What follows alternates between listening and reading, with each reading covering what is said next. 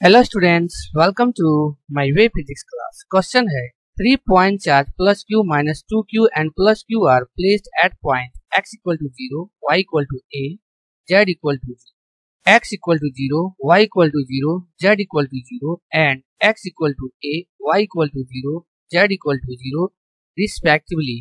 The magnitude and direction of electric dipole moment vector of this charge assemble are. Question हमारा यहाँ पे कर रहा है कि तीन चार्ज और तीनों चार्ज को जो है वह असेंबल किया हुआ है एक्सिस। तो उसको हम यहाँ पे देखेंगे कि हमारे पास जो है वह तीन axis, X axis, Y axis और जेड एक्सिस। पहला जो चार्ज हमारा है जो प्लस क्यू है, उसका जो पोजीशन है वह x equal to 0, y equal to ए।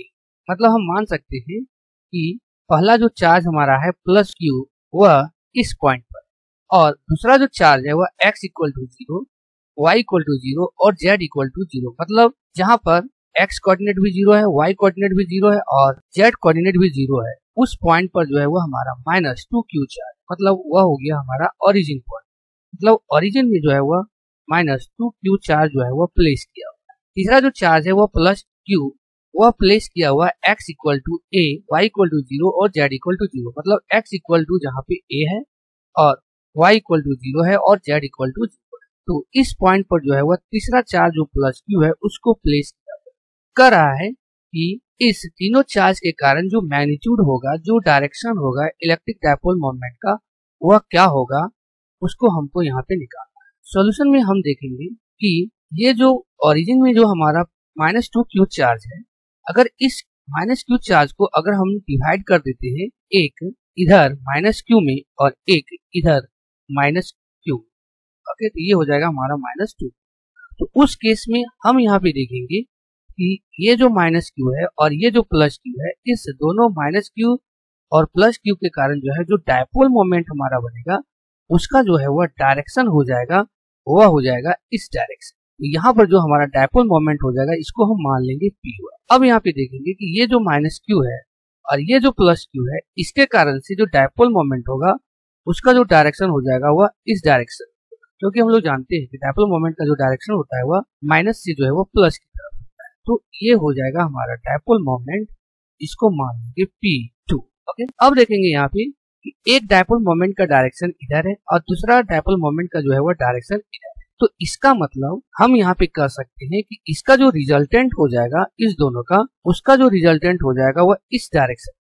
यहाँ पर हम क्या करेंगे कि जो हमारा डायपोल मोमेंट है P1, इसका वैल्यू हमारा जो हो जाएगा वह इस डायरेक्शन है, तो ये x एक्सिस में है और इधर जो है वह y एक्सिस। तो जो डायपोल मोमेंट P1 हमारा होगा उसका वैल्यू हमारा जो हो जाएगा वह हो जाएगा P equal to Q into A, क्योंकि ये जो पोजीशन हमारा है वह है यहाँ पर A है, 0 है और 0 है, और यहाँ पर जो पोजीशन है वह है 0 है, A है और 0 है। तो इस कारण से इसका जो डायपोल मोमेंट हो जाएगा P1 का, वह हो जाएगा P1 equal to Q into A, और ये जो डायरेक्शन है वह हमारा x एक्सिस में है, तो ये हो जाएगा I कैप। उसी प्रकार से जो डायपोल मोमेंट P2 होगा उसका जो डायरेक्शन हो जाएगा वह इस डायरेक्शन में हो जाएगा, तो यहाँ पर हो जाएगा फिर वही Q A, और ये जो है वह y एक्सिस में है, तो इसका जो डायरेक्शन होता है वह हमारा होता है J कैप। यहाँ पर हो जाएगा वह हो जाएगा J कैप। अब यहाँ पे हम निकाल लेते हैं कि जो P नेट हो जाएगा हमारा, वह हो जाएगा कॉम्बिनेशन हो जाएगा P1 और प्लस P2 का। यहाँ पर हो जाएगा हमारा वह हो जाएगा Q A I cap plus Q A J cap. ये हो जाएगा Q A हमारा कॉमन हो जाएगा, तो यहाँ पे हो जाएगा I cap plus J cap. तो यहाँ पर हम देखेंगे कि I कैप और J कैप का जो मैग्नीट्यूड है अगर सेम है, तो इसका मतलब जो इसका P नेट होगा, जो रिजल्टेंट होगा, वह इसके साथ जो एंगल बनाएगा वह हमारा 45 डिग्री का जो है वह एंगल। इसका मतलब जो दोनों का रिजल्टेंट है वह 45 एंगल पर। ये जो हमारा हो गया वह हो गया P। अब हम यहाँ पे इसका मैग्नीट्यूड निकाल, तो जो हमारा इसका मैग्नीट्यूड हो जाएगा वह हो जाएगा P वेक्टर की फॉर्म। इसको हम लिख देंगे ऐसे करके P square 1 plus P square 2। दोनों का वैल्यू जो है वो सेम है, ये हो जाएगा हमारा यहाँ पे 2P स्क्वायर।